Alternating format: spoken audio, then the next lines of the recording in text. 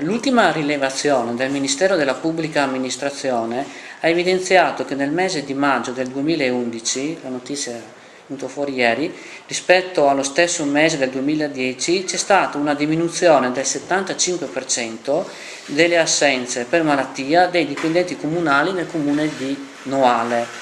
Volevo sapere com'è la situazione qui a Portogruaro. Ma guardi, normalmente la stampa prende delle punte, delle cose eccezionali per poter poi creare la notizia e magari mettere in evidenza che alcuni interventi messi in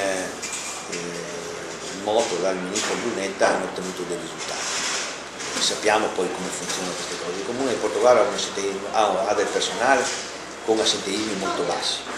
Anche questa vicenda che il personale, l'ultima finanziaria che prevede Brunetta, che bisogna fare il controllo medico nel giorno pre-festivo e post-festivo per evitare l'assenteismo. Il Comune di Portogruaro è un comune che è sempre stato nella normalità, non ha mai avuto punto di eccesso, le malattie sono nella media e sicuramente interventi dall'alto non hanno prodotto né miglioramenti né peggioramenti.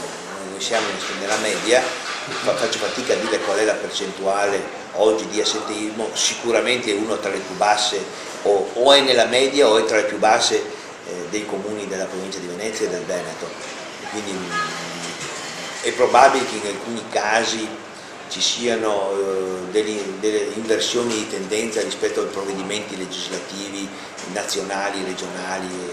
Io credo invece che queste questioni, avendo lavorato molto in aziende private, questi problemi di assenteismo si risolvono con un'attenzione verso il lavoratore, dando la possibilità di trovare un luogo adeguato per lavorare, premiarlo quando ha lavorato bene, gratificarlo quando ha prodotto risultati positivi. L'assenteismo non si risolve attraverso provvedimenti legislativi o attraverso interventi, come posso dire, calati dall'alto. L'assenteismo si risolve attraverso la collaborazione dei dipendenti stessi, anche quando un dipendente ha bisogno per esigenze familiari, per esigenze personali, di avere delle giornate o delle ore a disposizione, basta discuterlo, trattarlo, venire incontro a queste esigenze e tu vedrai che l'assenteismo diminuisce drasticamente. Comunque il Comune di Portogruaro non ha questi problemi da tenere sotto controllo perché non ce n'è la necessità. Ma quanti sono i dipendenti comunali? 126.